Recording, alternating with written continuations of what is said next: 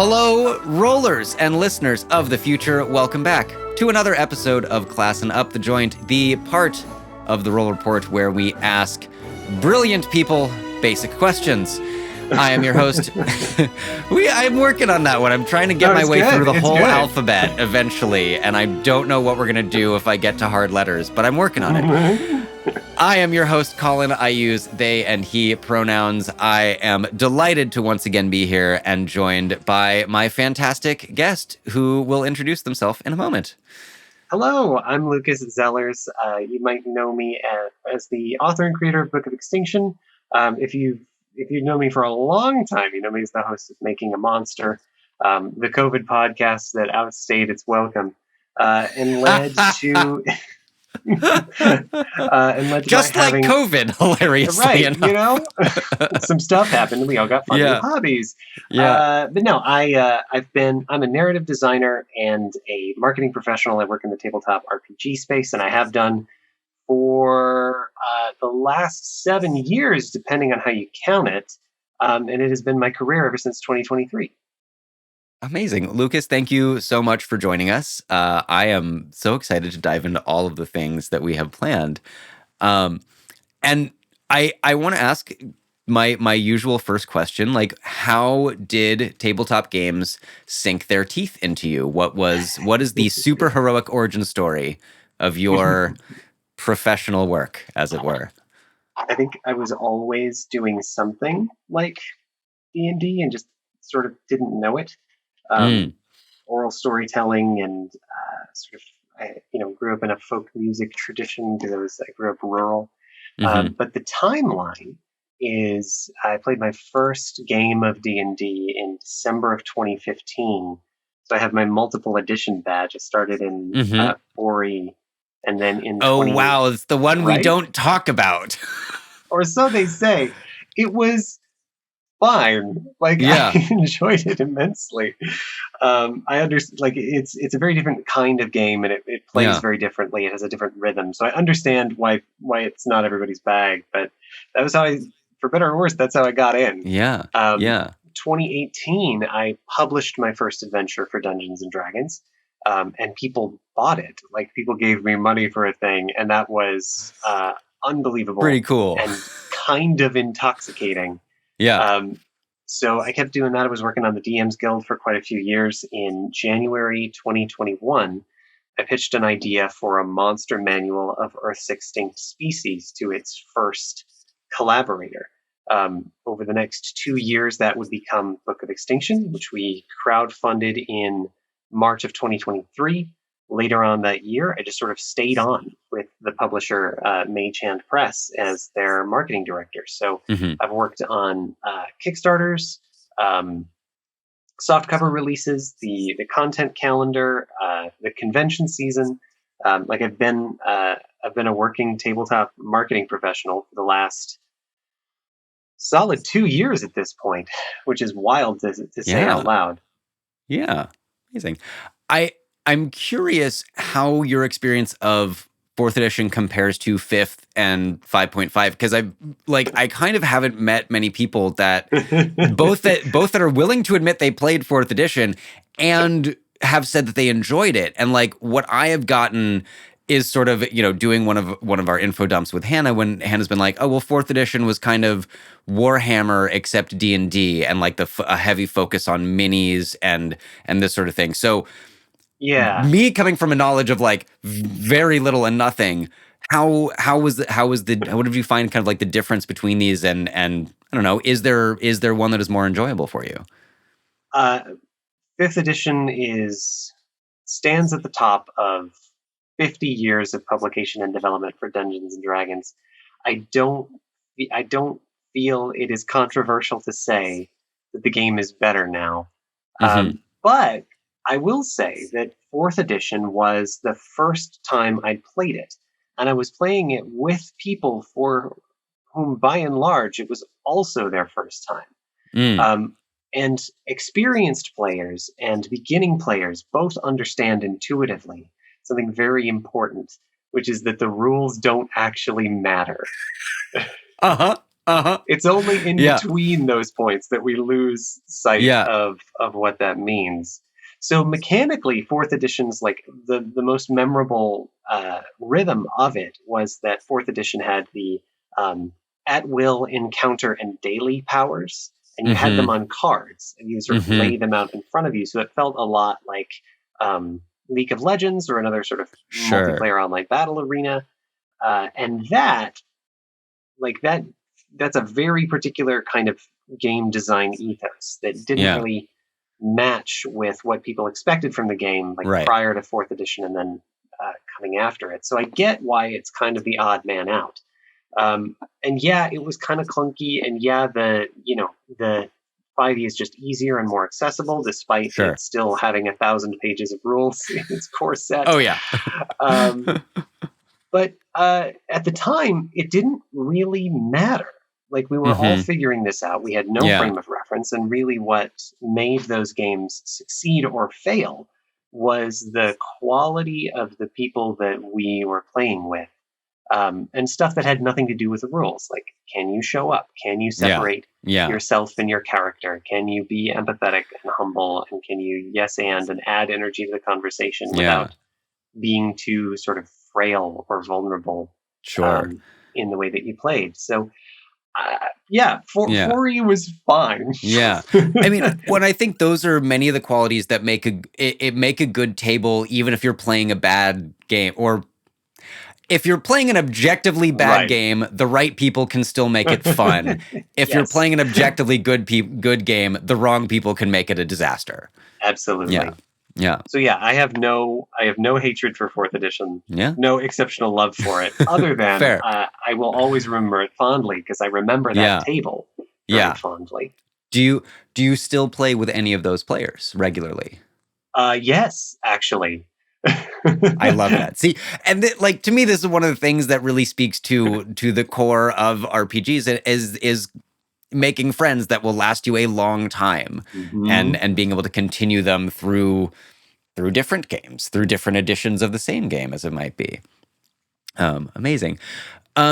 So in kind of this relatively short 10 years, you've gone from kind of like starting with fourth edition to shipping and selling out a like major sort of monster manual. And I went like from when you started, what sort of got you into the design element and trying to write adventures and then write this whole monster book and put it out there? Oh yeah, and this is, I think that playing Dungeons and Dragons is Mm. inseparable from the Mm-hmm. act of creating for it. Mm-hmm. Like, it's all Yeah. about how it happens at your table and in the moment, and that is an inherently creative act. So I fell into it hard, which meant Mm-hmm. I was introducing a lot of people to the game, which meant that I developed a adventure that I would use to do that. I got a lot of Mm-hmm. playtesting because I just sort of burned through my Yeah. entire friend group. Yeah. And I think I was just better at taking notes than some people. That can be a really key feature of good GMing and DMing, though, and I think plenty of people don't and assume that they can just continue to improvise it. Yeah, and you Yeah. can. You absolutely Yeah, can. But if you sure. want someone to be able to replicate the same experience later, then you have to write sheet music. Yeah. You can't just sort of freestyle and improvise the whole time. So it's the difference between, like, I don't know, uh, Rhapsody in Blue Mm-hmm. and uh, just jazz. Sure. So, Yeah. and also it was right. I will cop to the fact that a lot of it was right place, right time. Um, I in think that is the story of many people's breaking into a specific industry, or it is, and meeting the right person at the right time and positioning yourself well to take advantage of an opportunity that's presented to you. Yeah, that's what luck Yeah. is Mm-hmm. being able to take advantage of opportunities when they come. That first adventure is still on the DM's Guild. It's called The Contract, and I'm still proud of it, despite the fact that it looks like it was made in a Word document 7 years ago. Uh-huh. Yeah. But yeah, the DM's Guild was not nearly as crowded as Right. it is now. it was easy to stand out. So I hit silver pretty quickly, and that became sort of a flagship product that let me try a bunch of things, collaborate with a bunch of Right. other people. And I never made like real money on the DM's Guild. But what I did do was hone my craft in a very Hmm. sort of serious uh, and focused way. Yeah. So yeah, that's how I Yeah. that's how Yeah. it started. Hmm. And it was, it was a snowball that Yeah. went from there. What do you think are the key components of a beginning adventure for new players? Like either specifically what is in the contract or like now with the benefit of another 10 years of design experience. Like if I want my friends who have never played to have a good 3 to 5 hour experience with their first D&D, I'm going to assume we give them characters because making characters can be its own 5 hour experience on its own. But Yeah. the adventure itself, what do you think are the key components for that? Um, so the things that make the contract work Yeah. are that it alternates between structure and freeform. Hmm. So there's a very clear goal from the very beginning.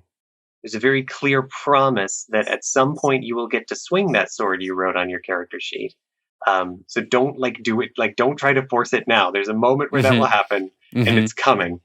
Um, and uh, there's a um, there's a very cooperative element in that I wrote in secret objectives, and like there's Hmm. loads of ways to do this, but the Yeah. reason that secret objective mechanics works is because it gives the players a method and a reason to do world building and like make active choices on their own Hmm. independent of what the dungeon master is telling them at the time. So it invites collaborative world building. It's Yeah. not just I'm going to tell you what you see, I'm going to ask you what you see and what you want to do, and Yeah. you have a way of doing that. So structure, improv and collaborative storytelling Hmm. really make a good starter Yeah. adventure.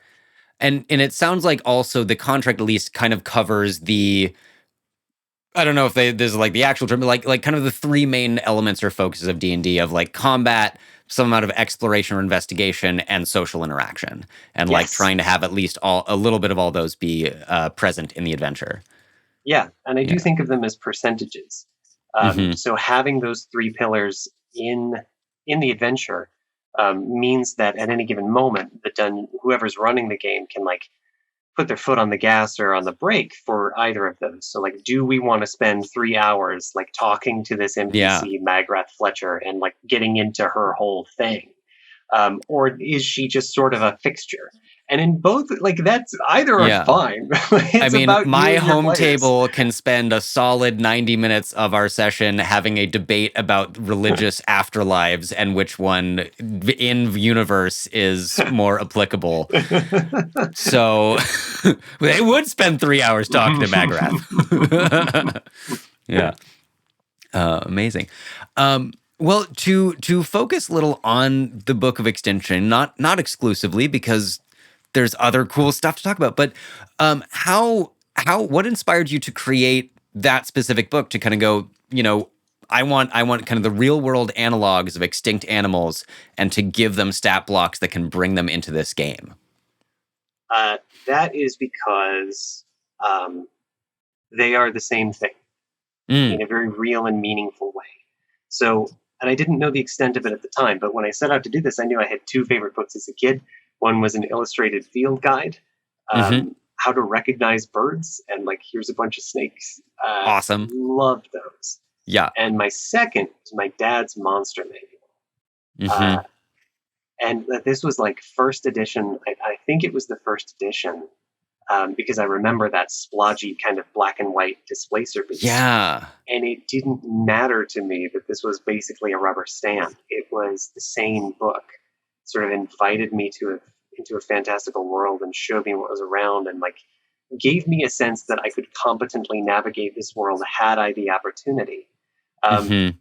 and if you look at the way that D&D is put together or the storytelling tradition, well, if you look at the way that D&D is put together, Yeah. it is based on heroic fantasy. which is based largely on pulp fiction from the late 1800s, early 1900s, Mm-hmm. which is based largely on the age of exploration and the age of sail in the late 1700s, early 1800s. So things like The Lost World, H. Yeah. Rider Haggard, Conan the Barbarian, like all of this was sort of harkening Mm-hmm. back to a vision of the world that came into being when uh, uh, written science, like the scientific community, was sort of throwing itself at the world and Yeah. creating the Darwins and the George Wilhelm Stellers of its Mm-hmm. day. So in it, like they're the same book. Yeah. And the thing that really, so I knew that like D&D players would understand this intuitively. They pick it up. They're very good at sort of walking around, like even in the archetype of a ranger and a druid, Mm-hmm. like exploring the natural world is built into the assumptions of the game that these people are already very good at playing. Yeah.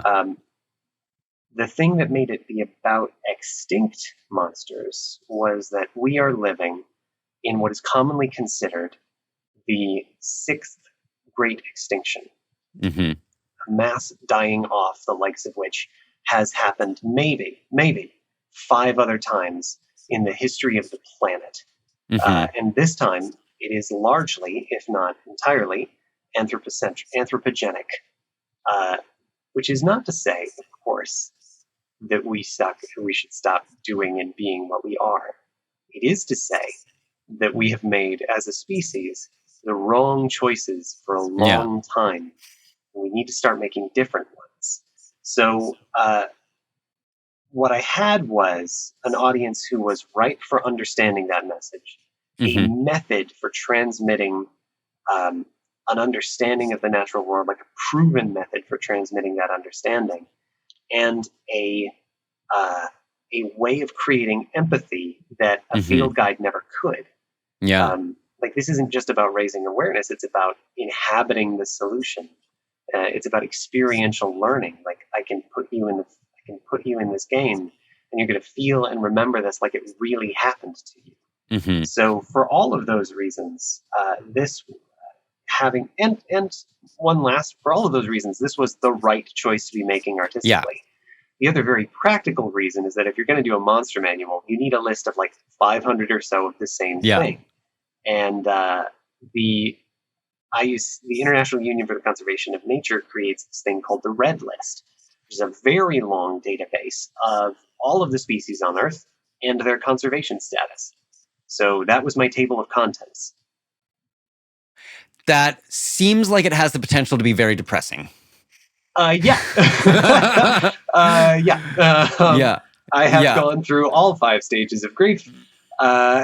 Sure.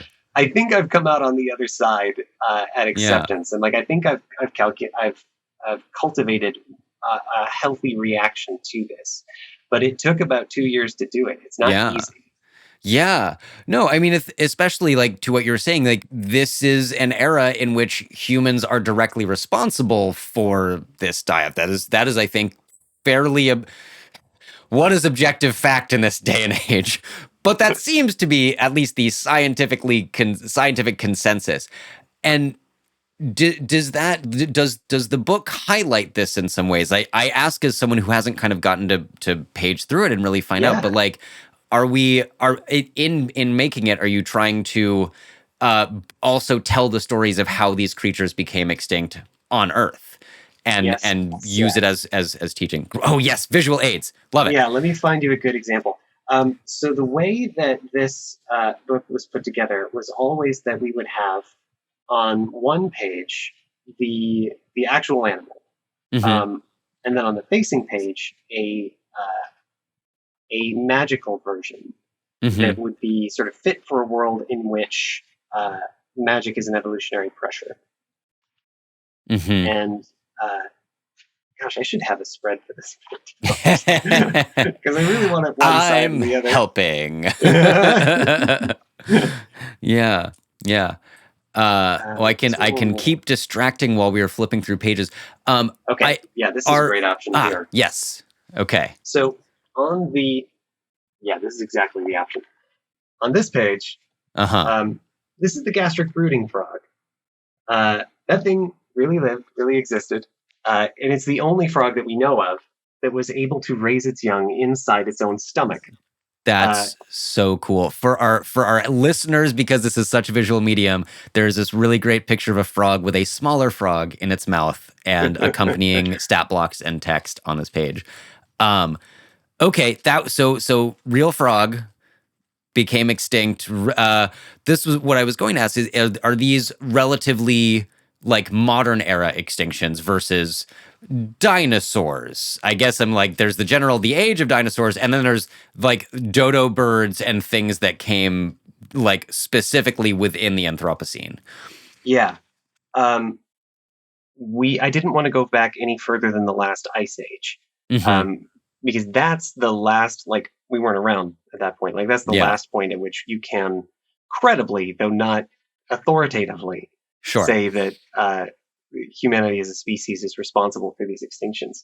So I did not go back to, like, and though this was, I do get sort of lumped into the Jurassic World kind of thing.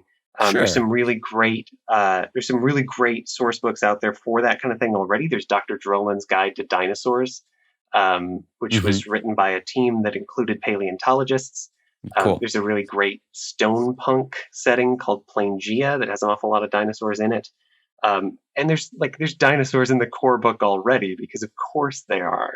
They're the I original monsters. So we started in the last ice age and yeah. we worked our way up, Mm-hmm. with the most recent extinction being 2016. I feel like I should know that, but what dare I ask what we decided went extinct in 2016? Rabs's fringe-limbed tree frog, Echnomiohyla reborum. And in this case, in many cases, decide is the right word. Um, Yeah, typically, typically, ecologists will wait about 50 years from the date of the last credible sighting to the time when they declare a species extinct, for an awful lot of very good reasons, not the sure. least of which is that it's very hard to prove that something isn't there. Absence Yeah, of evidence is not evidence of absence. yeah. So, however, Rabs's fringe-limbed tree frog had what we call an endling, the last Mm-hmm. living member of their species. His name was Tuffy, and uh, he lived in Atlanta, having Mm-hmm. been rescued from a pandemic of chytridiomycosis in Panama in 2005. Um, Rabs's That is fringe-limbed tree frog, so like sad. most, it's one of the Yeah. heartbreakers. Rabs's fringe-limbed tree frog, like many species, did not reproduce well in captivity. So Mm-hmm. one by one, the frogs rescued on that Panama trip just died of natural causes, and that left Tuffy on September in September of 2016. Mm-hmm. So, and this is where we're like, well, science is as pretty certain there aren't any more in the wild, Yep. and as certain as we can be in this last. God, I want it. I feel bad for the scientists who are taking care of this frog. We're just watching the whole population dwindle in their enclosure, and you're left with Tuffy. Yeah, his name Wow. was Mark Mandica. I think he's still around and still working. Mm-hmm. Um, and he's a really cool guy. Uh, Yeah. Sometime in 2014, uh, Tuffy performed his only vocalization in captivity. Mandica wasn't even supposed to be in the frog pod at the time, but he got it on recording. Mm-hmm. And I emailed him because that's what I Yeah. do. Like, I was trained as a Yeah. journalist. I said, "Hey, can I get a copy of that recording to use in presentations and panels?" And he was like, "You absolutely can. It's on SoundCloud." Um, That's cool. so, this guy has mythic status to my mind. Yeah. Like, I wrote about him Yeah. in my book, and then I just emailed him, and then he just emailed me back. And like that is that's why this project exists, is because of Yeah. that tendency of very smart, very cool, very passionate people like Mark to see the value in projects like this and say this is another way of introducing people to this very important work. Yeah. So Yeah. that And was I think along with that, there's a lot of effort going into this book to making sure that it's rooted in science and in so scientific much. fact. How, I mean, the why is that important is a question that I want to ask, but like I don't think that's the interesting one. For me, the more interesting one is like what how did you preserve some of this scientific accuracy when you're creating magical versions of these things that will exist in a magical universe? A But couple of ways. also why do you think that making that accuracy be present is so important? Yeah. This book demanded it. Mm, It wasn't part of the plan at the very beginning, but it quickly became necessary. Partly because, since they are so emotionally loaded, extinct species mm-hmm. often become a hotbed for a lot of controversy, both in the way that they're talked about, in the way that they're legislated. Um, like if a species is Yeah. extinct, then a habitat may lose its protection under the Endangered Species Act, and that's going to have huge impacts down the line. Uh, and also, just like, again, it's very hard to determine in many cases when and how and whether a species has gone extinct. So if I Mm-hmm. was going to sort of enter this world, I had to get my facts straight. The other reason was that, uh, well, there are three, I think. The Yeah. second reason was that I was trained as a journalist and not a biologist. I don't have like field experience, um, Sure. so I needed to know for my own sake whether I got this right. Yeah. Um, and that that just meant that I still have loads, like a huge archive of digital sources that have been uploaded and Yeah. had access to it. So and the final reason was that these stories are bonkers, bananas, insane, and just Uh-huh. better than some of the stuff I could have come up with on my own. Like Yeah. we have the Perennian ibex that went extinct twice, once in the wild and once after having been cloned. We Mm-hmm. have Tuffy, who is the refugee of a silent killer that is still sweeping the world today. And if it were a human pathogen, it'd be a zombie film. Um, we have the thylacine, which is basically Tasmania's Bigfoot. Mm-hmm. They love that thing down there. We like these are Yeah. we have the last Pinta Island giant tortoise who lived for 175 years and flatly refused to reproduce. Um, Ha! You like got to respect that at a certain point. I You're like, truly no, do. he's Like, he was really very decided that committed this to is his not happening. choices. Yeah. So it's just like it's good. Like this stuff really, really happened. And despite the fact that it's, along with the fact that it's extremely important to understand how it happened so that we can make sure it doesn't happen again, it's really entertaining. Yeah. Yeah.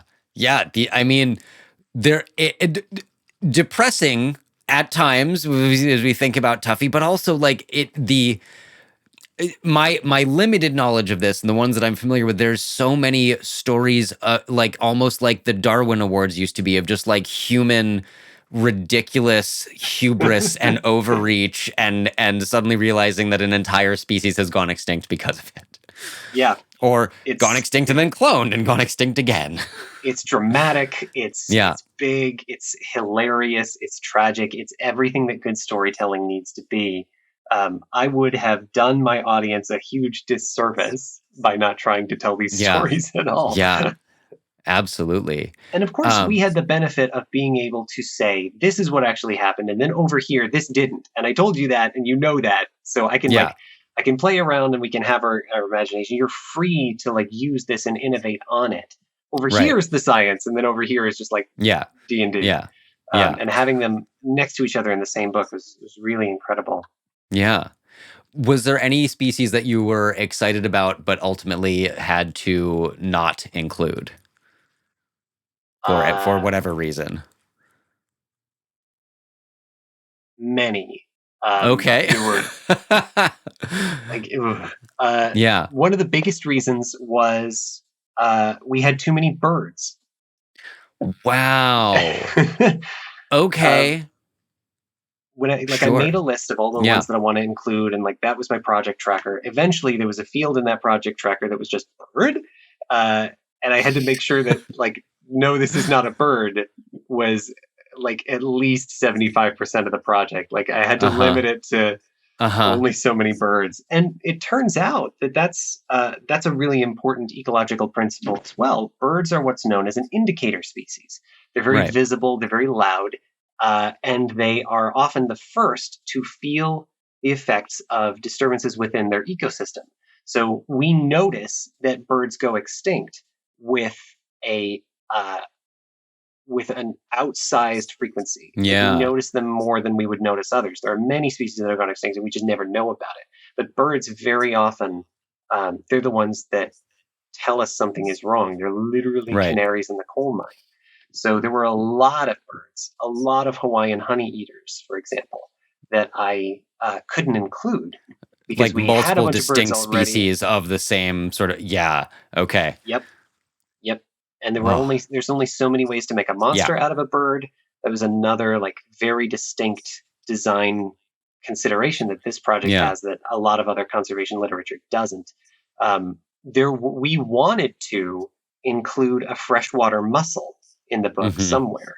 And if you don't know, like it's just a little shellfish. They have hilarious names like the turgid blossom It's a or good the one. pig's foot. Like it's very Uh-huh. good, and they're Yeah. extremely important to their ecosystems. They're Yeah. filter animals. They serve at the bottom of the food chain. Like we should absolutely be paying a lot of attention to mussels. But when they were sort of stacked up against, uh, a saber-toothed tiger, for example, Yeah. Yeah. or the last northern white rhinos, the mussels, we weren't able to find a place for them in this Mm-hmm. project. So mussels in the Yeah. sequel, if I could ever figure out how to make a Yeah. monster out of them. Hey, all you need to do is say it has developed the ability to detach itself and like walk and like turn into an oversized Pacific clam sort of thing, you know. Yeah, make Just it give it bigger. like if it clamps shut on your leg, it's actually going to do something. I don't know. There's loads of stuff That's in an the Underdark interesting that would, challenge. yeah, like Yeah. what would you do with a mussel? Yeah. There's a certain hubris that D&D has, which is to uh, mythologize a thing, and it's the thing that I think Yeah. that's sort of our heritage as oral storytellers, and I think it's our responsibility when we are trying to figure out how we talk about the enemy, other, and the stranger. Yeah. So this is not a project to be undertaken lightly, but it is a project Yeah. to be undertaken often. Um, Yeah. Always like make monsters, guys. Just do it. Yeah. Specific to the Book of Extinction, is that how you're hoping DMs would use it, or how would you ideally like DMs to use this and to incorporate something about biodiversity or other things in their games? Mm-hmm. Uh, what this has, so there's a huge argument about whether and how much we should be simulating real world ecologies and Yeah. biology in Dungeons and Dragons. You can play an entire game where all you do is uh, bash in the door and kill a goblin and take his stuff. Mm-hmm. Yep. That's fine. I think it's a missed opportunity. Um, and what this book I personally don't disagree at all. I understand the people that are like, no, no, give me the mega dungeon every time and let me just focus on look, smacking things. I'm like, all right, sure. catharsis is important. Like that's a Yes. function of this game, and not every night is, and not every player and not every night for any given player is appropriate to be like, here, let me give you a gut punch of a story and a complicated Yeah. moral quandary. Yeah. Sometimes I just need to swing a sword at something, and that's what we're here for. So there's loads of stuff in the book that can do that, but there are loads of other books that do that very, very well. What this is going to do is going to show you in no uncertain terms how does it work when Mm-hmm. you do that loop of wandering into a strange ecosystem, encountering an animal you don't understand, and making a choice about whether it lives or dies. Um, Mm-hmm. that's what we do all the time. Yeah. And this is going to give you the chance to interact with that on a very sort of personal and real level. It's going to let you explore solutions. And more to the point, this book is going to do what D&D is best at, which is creating empathy. So we did have a chapter of player options up front. If you play one of the species options from this book, you are an endling, one of, if not the last of your kind, by design. So what this book does is it puts you in the shoes of the problem, lets you kind of walk around in those shoes and let you feel and understand what it means to be at the center of that disaster in a way that only D&D can do. Right. Yeah. I think this is also an opportunity when I'm going to say, like, what I'm gathering is this book also has some amount of these extinct species as playable options and or the same ones and many more as monster options for encounters. And so maybe generally I want to rephrase it or phrase the question as like, what is actually in the book for those of us that don't necessarily know, and for our listeners that are going to go out and buy it because we're going to put a link in the notes. Thank you. Yeah. I wouldn't, like, I do think this is going to be one, I am biased, but I truly do. Sure. I know this book is unusual and utterly unique. I think it's going to earn its place on your shelf. Chapter 1, Dead Races. You can play as a Mandrake or an Archon or the first of the elves or the Paleo-Sapien, the dinosaur people of old. If you play one of these options, you are the last of your kind. Certain spells will not work to bring you back from the dead. Okay. You know, and you have to reckon with that.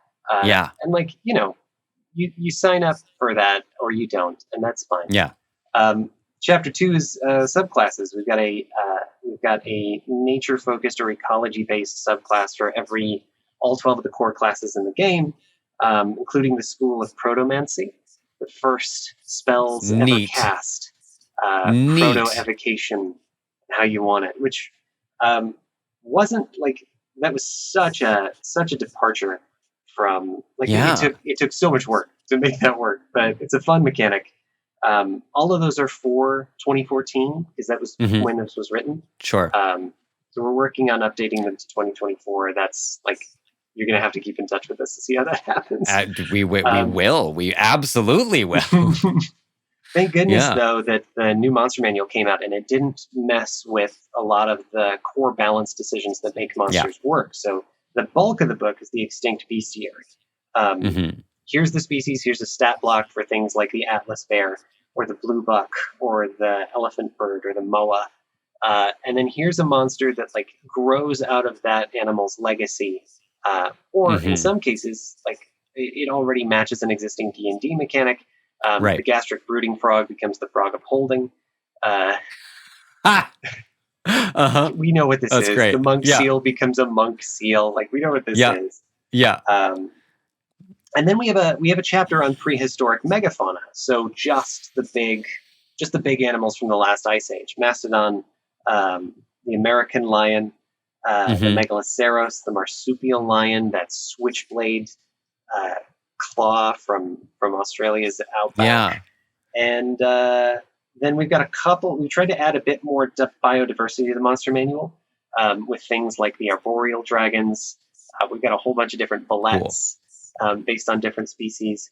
And then there's a whole bunch of appendices in here that kind of help you use this book. Some of them you're never going to find anywhere else. One of them is an endnotes chapter. So you can check my research if you want. And I hope that you will, because it was a lovely journey to go through all of that. And then, we've got a glossary to help you kind of understand what's going on in this. Like, if you're not familiar, every word that I had to learn to be familiar with, put it in here. So you'll find out what a holotype is. You'll find out all of this stuff. That's how the book works. Yeah, that's awesome. And I think at this point also, there's a companion podcast to the book. There is. We should also talk about, of course, especially because it is, as I understand, kind of going into more detail about both the history and science that went into creating the Book of Extinction. Yeah, so that's on the Making a Monster feed. You'll find that anywhere you find podcasts. And I should say that it's on indefinite hiatus. I haven't uploaded an episode in more than 2 years, but I'm still pretty proud of my backlog. And what that was part of the effort of making this book scientifically accurate, making it hold up and be a good teaching tool, was going and talking to experts, who, by the way, are almost universally lovely. If you want to know something about anything, ask the people who already know, and they will give you what they can, and they will be happy to do it. So I went around with a microphone and talked to very cool people about relevant work in conservation, biology, natural history, just trying to get my head around what this was. For example, I was just in Richmond, Indiana, where they have the world's most complete fossil giant beaver. Cool. The size of a black bear, fully bigger than me. Horrifying. Right? Like, it's very good. Yeah. And the bones were 85% complete. Like, that's original material from the Ice Age. And that kind of thing happened over and over again. So anything that is sort of subtitled Making a Monster Extinction is an episode about one of the creatures that were in this book. It's going to expand on what I couldn't fit into a page or a page and a half of text in the book. And it's going to show it to you in a sort of every different way, very sort of multimedia way. That's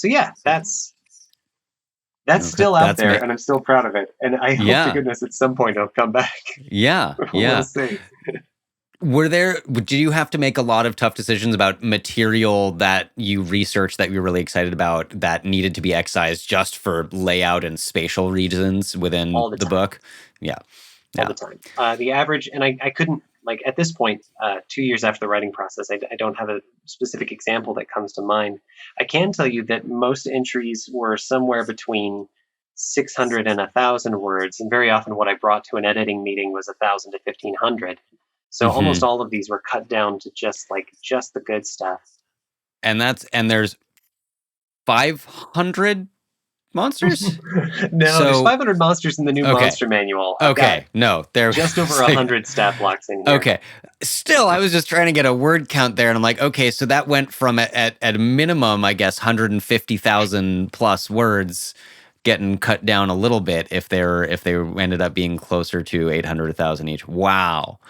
Monumental undertaking. I mean, so if nothing else, congratulations on both finishing it and having it be as successful as it's been up to this point. Thank you. Not everybody gets the chance to do what I've done, and I'm very grateful and I'm very blessed.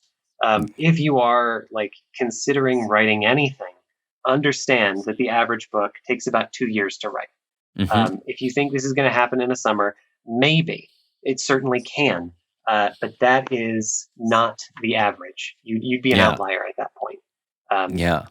So and I don't say that to discourage you. I say that to prepare you. It is. I think it is nice to receive factual information from someone who has done the thing before you do the thing.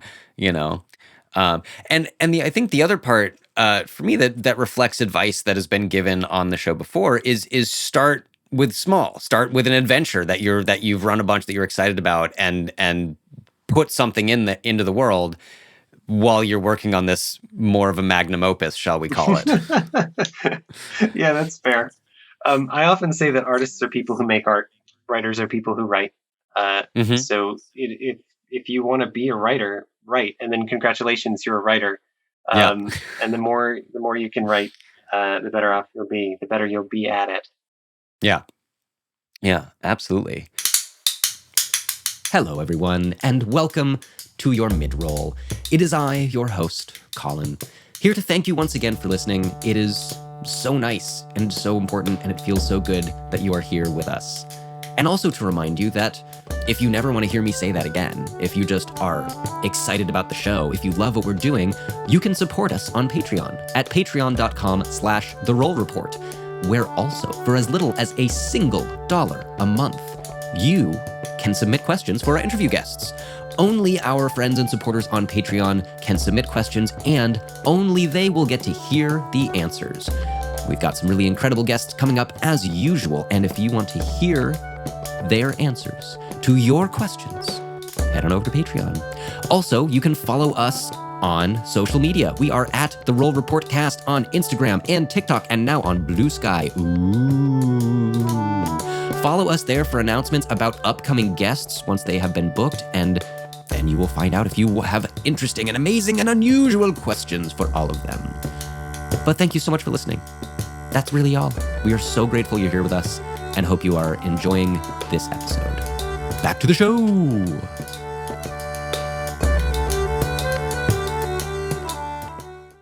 So, expanding the general things here, like, right? So ecology and biodiversity are obviously very important in our real world, and I think very important to you and I as individuals. But how do you like bringing these concepts into your games, either as a player or as a DM, as it may be? Right? It's not just like, here's my book, now we are ecological, but like there's actual scenarios and things that you can do to increase this, like your players thinking about this in your game. Yeah. For one, so the way I like to explain it is that ecology matters for two reasons. One, as a player, it helps you avoid stupid decisions that are going to get you eaten. The woods do not care for you.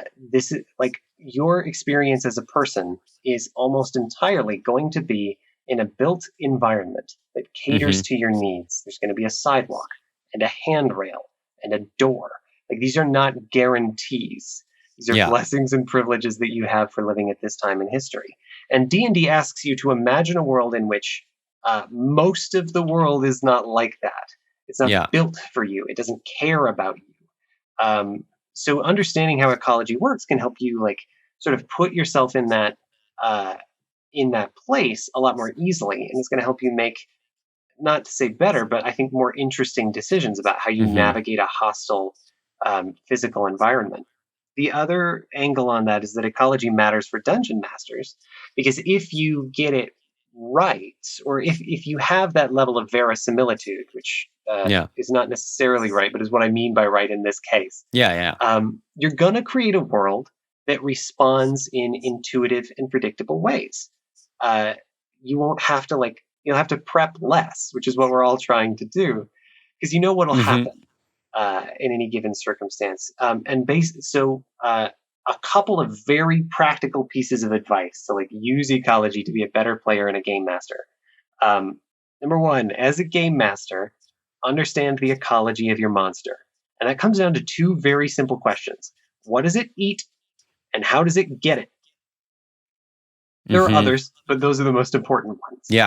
The answer to either of those questions can put whatever you've made in direct conflict with the players. It can cast the whatever creature in the role of the monster in that story. But you won't have to worry about like, does this have a believable motivation? Because it does. It needs to, it's hungry. Or it needs light, or it needs water, or it has a requirement for a certain kind of thing. But it's all in a meaningful way. That's what ecology is. What does it eat, and how does it get it? So, those are just two basic questions. Like, flip as you are prepping, and you if you want to do a session with no prep, open the monster manual to a random page, ask those two questions about the monster that's on the page, and you have at least an hour or two of material in front of you immediately. Another very practical way of doing this is weather. So I got this trick from Cheryl over at Nature Check D&D.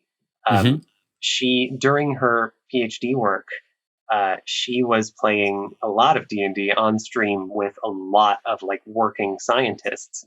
So those games are wild. That sounds like a lot of fun, honestly. It's very fun for a very particular kind of person. Who happens to be me. And one trick that she often does is it annoys her that most, if not all, D&D campaigns happen in sort of the springish, summer-ish, where you can walk around outside. And that's just a matter of not taking that extra step. So one of the ways to get to that level of verisimilitude is just to print out or just to find a weather table somewhere, like an almanac of a place on Earth, and just look at what the weather was like on a random day. And you're like, okay, that's the weather now. It's March in the southern hemisphere. It's going to rain a lot, or Sure. that information is still publicly available. You can just have it. I mean, and honestly, that is one piece that I will freely admit, as you said this, I'm like, oh, I never do that. It is either nighttime or daytime, and that's kind of the end of the story. And again, like, Wow. this is not, if you don't do this, you're not running a bad game. There are an awful lot of subsystems you have to keep in mind. Like, even the lighting is very difficult to track in certain circumstances. So only do this if you feel like you want to add something else on top of it. But you can.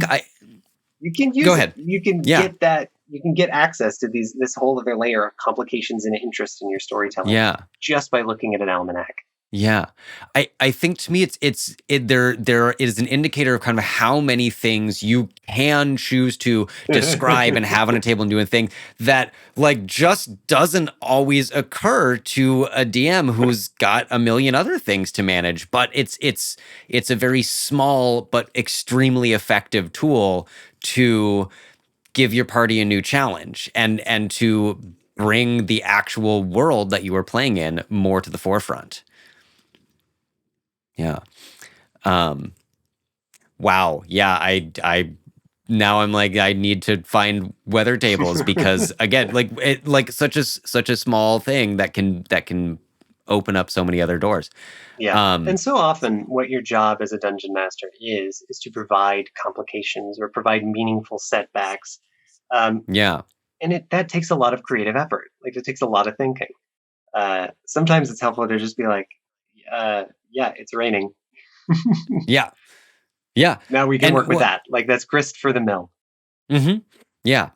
How do you react to that party? How might your environment react? Are there, the equivalent of earthworms that breathe through their skin and now they can't breathe, but they're actually 8 feet long. And when they emerge on the surface, they might be hungry.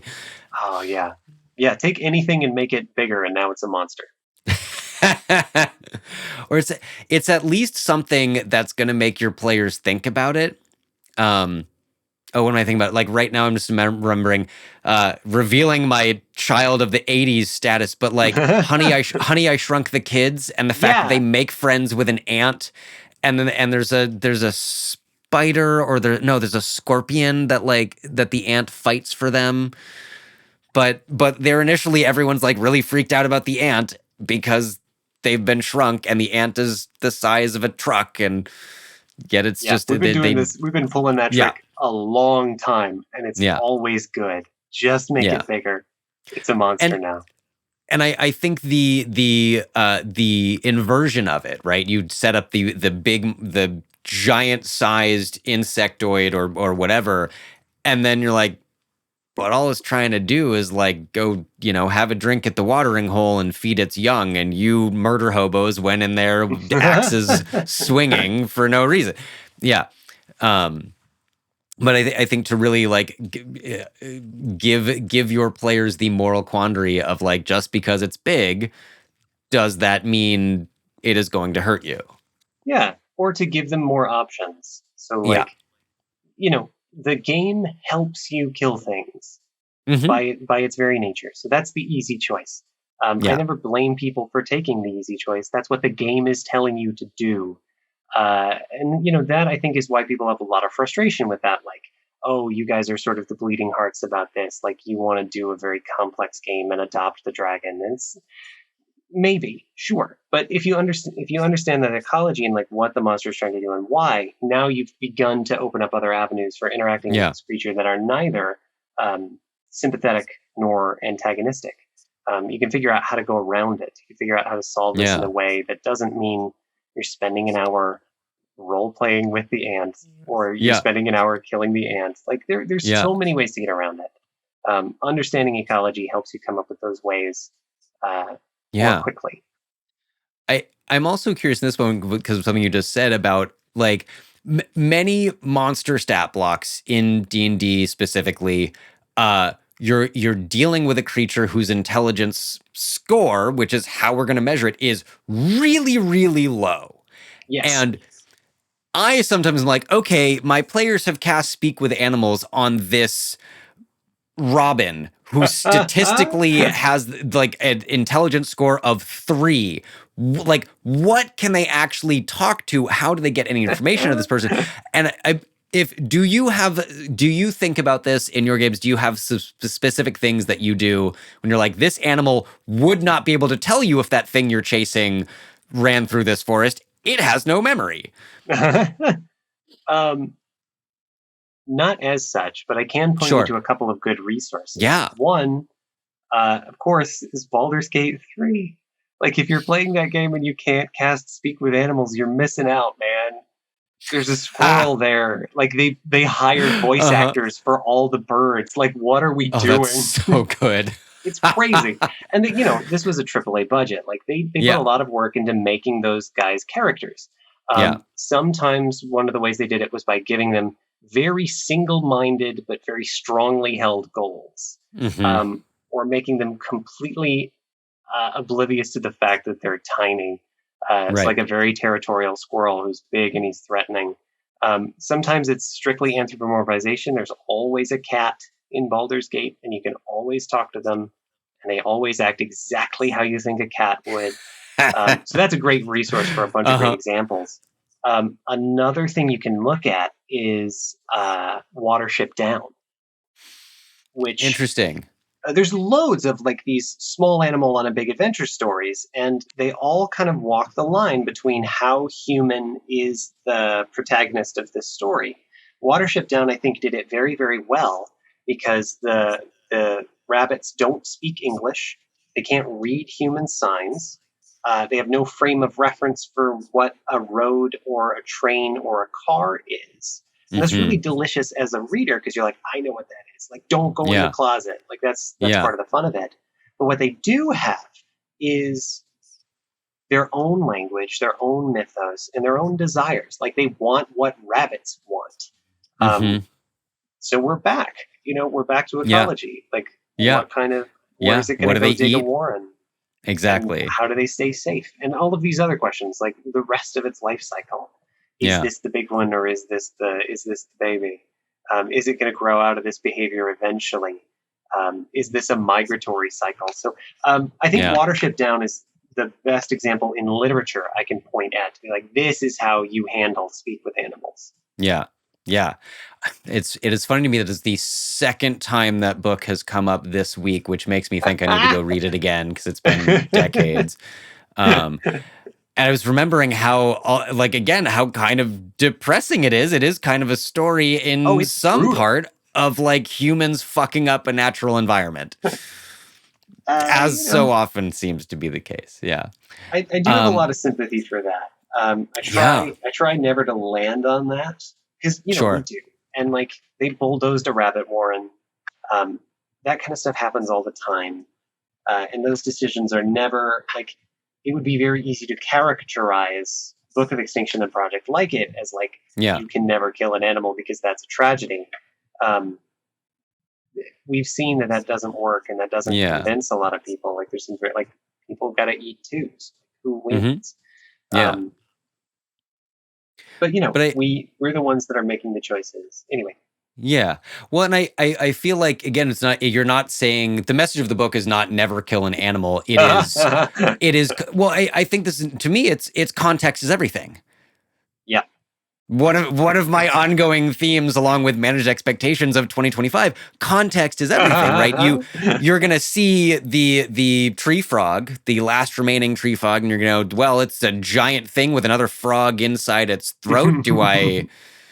What do I want to do about this? And take an extra moment to think about it, and think about the context of where you are and what you might be doing. How does it do that? What can I learn from that? Yeah. An awful lot of the monsters in this book are just oracles. Things that are going to give you some sort of divine, arcane, or natural revelation that's going to get you closer to your goals. Because, that was a very easy leap to make. The Frog of Holding in particular, that's a game design trick. Like, it's going to swallow you, and then there's another frog inside that's going to swallow you again. Like, the whole thing is one gigantic joke. That's really good. And classic to D&D specifically, and RPGs as a whole, is to have the endless in-joke that just keeps getting more pun-y as you go further down. Yep. Yeah. Well, I feel like I would be remiss to not also talk about the other non-D&D things that you have created and worked on. In particular, one that is going to be crowdfunding fairly soon, Gladysent. Yeah. But let's start. Tell me about that first, and then I'm also like noticing. Precious Things is also something like, oh, please tell me so much more about this, but I think that already exists. So let's focus on Gladysent for a minute. Goodness. So, sorry, maybe you can cut this out. We can edit it out. I can just keep talking. Lucas has ducked briefly out of sight, searching for something that I did not adequately prepare him for. Yeah. So I don't stop. Like, Book of Extinction was the beginning. The most important thing you get out of your first Kickstarter is your second. And this is my career now. This is what I do. So I always try to have another manuscript cooking when one is finished. I got that trick from Terry Pratchett. Like the day he finished a manuscript, he started the second one, or he started the next one, and that man was incredibly prolific as an author. Like, he's who I want to be when I grow up. Yeah. So the thing that came after Book of Extinction was like, okay, this is done. What am I going to do? The idea, following the trend through from Book of Extinction, meant that I landed on the idea of tiny, neotenic, juvenilized, domesticated dragons. And that's what Precious Things is. You play as tiny dragons, and by tiny I mean anywhere from 4 to 24 inches in length, who are just sort of wandering around the human-built world, trying to build a horde of magical items. And this is a one-page RPG that got way out of hand.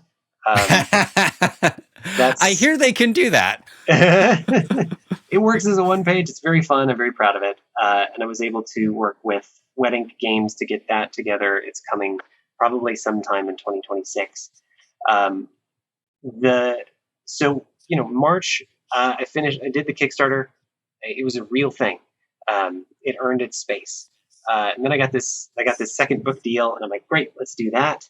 And then I went to PAX in 2023, and I was flying back, and I was like, I don't know if this job can pay me a living wage, which is a very real thing. Like, most authors make about $10,000 a year, or they did the last time I heard that statistic. Sure. Changed now.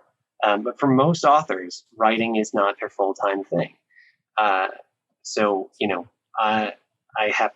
a marketing professional as well.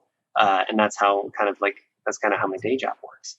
So I had just done this massive, incredible thing. I've had the great gift and blessing and privilege to be able to write my book and publish it, something that loads of people want to do and never get the chance to. And sometimes that's a darn shame. There's loads of books out there that never get to see the light of day. So, I'm on a plane coming back from a convention going like, so who am I now? And there's the best literary metaphor for this is the questing beast. Like, we covered the Holy Grail in Book of Extinction. It's tied very closely to the ivory-billed woodpecker from the American Southeast. The other sort of favorite thing of mine out of Arthurian legend was the questing beast, which most people sort of agree was based on a giraffe at this point. But at the time, it was represented as a chimeric creature with the head of this and the body of that. And there is a knight who goes out looking for it. And if you've ever loved something so hard and wondered why it doesn't love you back, then this is the game for you. So this is a 2-player RPG where one of you plays the knight errant and one of you plays the questing beast. It's sort of a limited communication game where the beast knows how to win and the knight does not. So you have to make choices as the knight moves across a tableau of playing cards and encounters story beats by flipping them over that lead the knight in the right direction to the right card with the right combination of resources of loss and gain at the end of that adventure, so that you can both win. And I hope, I truly believe that you can follow a goal that will care for you in that way. And I hope that will give people a vision of what it can look like when you have when you have a calling that will sustain you through a Yeah. 2-year writing process and another 2 years of manufacturing to kind of get you to this point. Um, so it became a passion project, and Yeah. we put it together.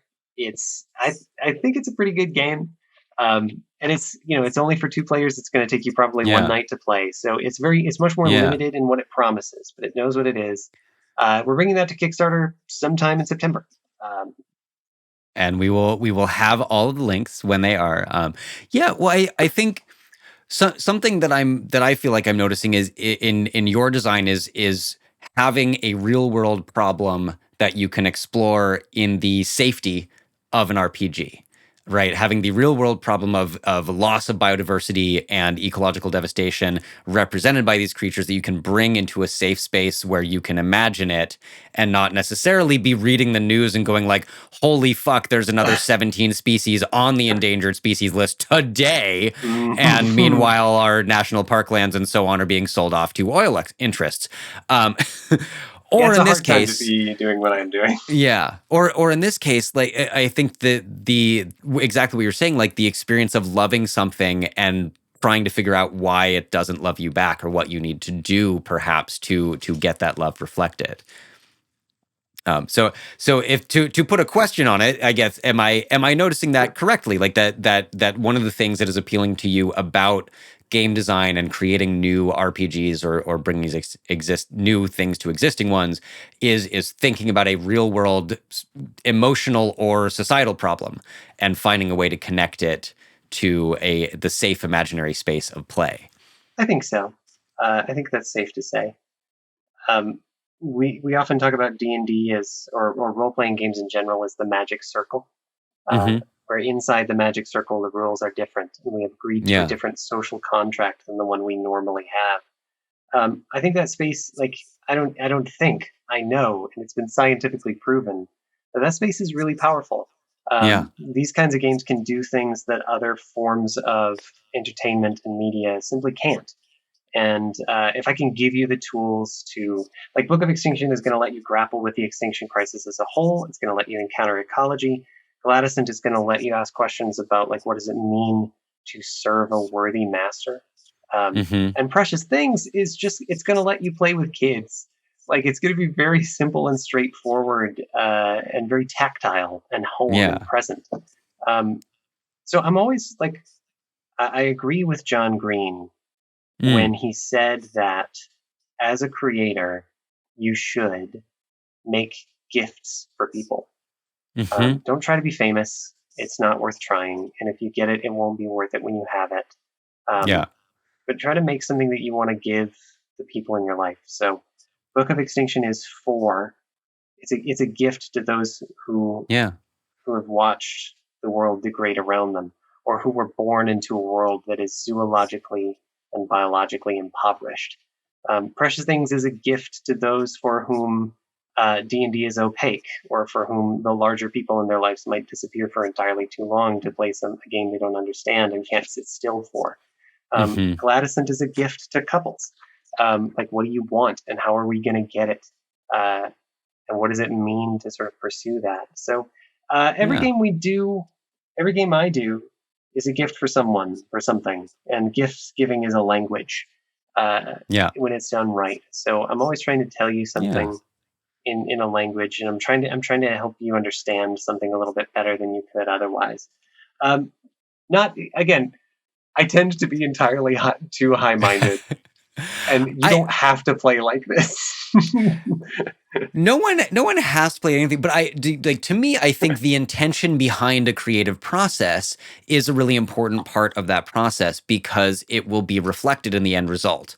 Yeah. Whether or not your audience knows, right? I think sometimes, as a performer, sometimes a live performance, you get Yes. that across in a different way, or you get the immediate feedback of it. But when you're creating a written product that will be out in the world, and you will maybe never meet the thousands of people that experience it and are changed by it, creating with the intention of giving those people gifts, I feel like that is a very important part of it. I think so. Yeah. And it's all, like, to your point. I think performance and writing and Mm. art are an iceberg. Yeah. And there's loads of stuff under the surface that most people aren't going to see, and you don't need to see it to appreciate what we've made, but it's there. Um, Yeah. and the beauty of conversations like this is that I get to sort of roll the iceberg over a bit and show you that like Yeah. glittering blue crystalline sub-aquatic portion that most people don't see. Yeah. Which is really fucking cool, I think. So Lucas, before I get our extremely important questions, right, there's the really important one. I feel like I want to ask the like, is there something that I didn't ask you or didn't say about Gladysant specifically as something that is like we're actively going to be kickstarted and raising money for very soon after our episode releases? Is there anything else about that I should be asking or that you want to tell me? Because I am intrigued. I am excited about playing this for myself as well. And I realize we've given our listeners like so much about the book of Extinction already and less about this new and exciting thing that you're making. I mean, by percentage, it's about right. Gladysant is about 40 pages, half size, Sure. and Book of Extinction is pushing 300. But yeah, it's the first sort of solo project from Graftbound Press, which is a small indie publisher. If this game vibes with you, there are going to be some others like it from Graftbound. We're kind of exploring what that Graftbound voice is and what other kinds of things we can say outside of D&D and outside of the context of like a very thick hardcover. So a lot of it's going to be very experimental. I think Gladysant is in that spirit. And again, it's not going to promise you what Book of Extinction promises you, which is a wild emotional ride and hundreds of hours of potential gameplay and hundreds of footnotes and a new way of looking at the way you play games. It's going to promise you one night, one really interesting, one really emotional night. And I think you're going to come away from it understanding your world a little better or a little differently than you did otherwise. Yeah. Well, on that note, the most important questions of all. Lucas, what are your favorite or favorites of the available class and subclasses of D&D? Take from this what you will. I've accepted multiple answers. I have accepted answers from third-party publishers as long as someone's willing to give me a little bit more detail if I don't know anything about it. Sure. I mean, there's a couple in Book of Extinction that are like, we had to have them. Yeah. Our Bard College is the College of Birdsong. Our Monk subclass is the Way of the Dodo. Like these had to happen. Yeah. If you're asking, like, which is the one that I'm gonna play, or which is the one that you love unreasonably for whatever reason? Like, don't get me wrong. That's a better question. I love wizards. I will defend wizards to my dying breath. I don't always want to play one. I just think they're some of the most fun, and I love them inordinately. Yeah, I'm next to you alphabetically. For me, it's Warlock. Yeah. Every Warlock comes into the game with a relationship. Playing a Warlock means you're always playing, if not explicitly, the role of, you're playing in reference to at least one other character. And it's delicious. Yeah. I'll even narrow it down. The subclass is the Archfey patron. The word Sylvan means forest dwelling. Like that, you might think that that's sort of a language thing, or like a word that D&D sort of made up, or even like a sort of byword for elves. It's not. As a former Latin scholar, I do know that. That is the Latin word for forest. So, yeah, it's Sylvan. Yeah. And like, so, of course, that's the one that beats within my very soul. The other thing about it is like, there's no limit to how unreasonable an Archfey can be. Like this is license for you and your game master to create a presence in the story that is roughly 90 degrees from making sense. Yeah. It's a joke that everyone knows how to tell, and it's always funny.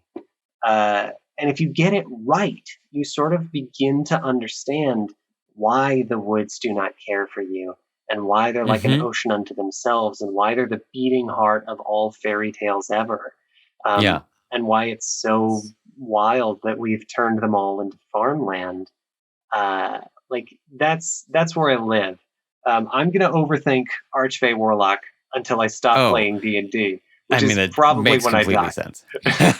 Yeah, we can only hope. Honestly, it'd be like going out at the table might be a great narratively and dramatically appropriate moment. Like, oh, my character died, and I'm having a heart attack. Here we go. He rolled a natural 1, and then they rolled him out of here on a gurney. Like, we couldn't believe it. Oh, yeah. Hey, much worse ways to go, I think, than that. Jesus. Yeah. I think too, like, I love what you're saying. Like, it is, the woods are such an interesting place of conflict in human storytelling and myth. And we've just kept that. I was in Ireland for the first time early this year, and I think I remember the statistic being like 90% of Ireland's original forests are gone. Oh yeah, and mostly farmland or city or something that the British replaced. That's a pretty standard average worldwide. It used to be, I just heard this yesterday, that you could cross the state of Indiana without seeing the sun. A squirrel could cross it from east to west without ever touching the ground. That's how much tree cover it used to have. Truly, we have no frame of reference for the world that existed. Like, I grew up on land that was less than 150 years before I got there, short grass prairie. Like a truly ancient, an ice age ecosystem.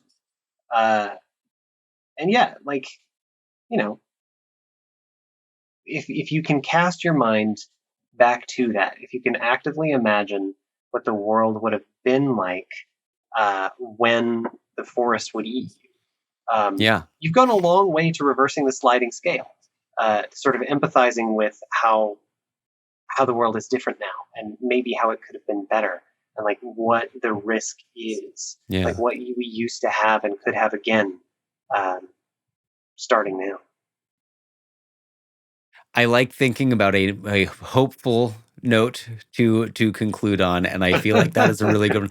Yeah, no, you know, the world is a terrible place, but we can imagine a better one. I think my closing thought is I think that one of the defeatist elements of modern society is this, like, well, we're all fucked and we can't do anything about it.